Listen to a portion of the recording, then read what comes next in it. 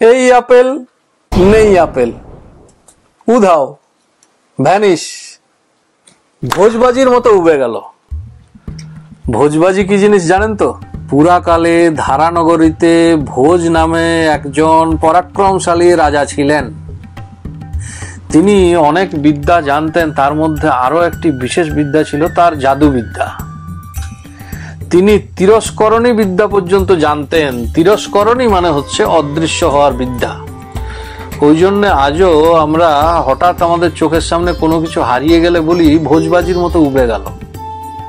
ভোজবাজি মানে ম্যাজিক, আরো সূক্ষ্মভাবে বলতে গেলে ভোজবাজি মানে কোনো কিছু হঠাৎ ভ্যানিশ হয়ে যাওয়া, উবে যাওয়া।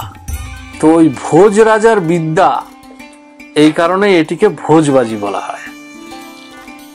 ভোজ রাজার কন্যা ছিলেন ভানুমতি।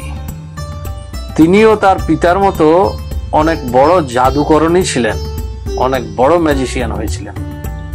ওই জন্য জাদু বা ম্যাজিককে ভানুমতির খেল বলা হয়।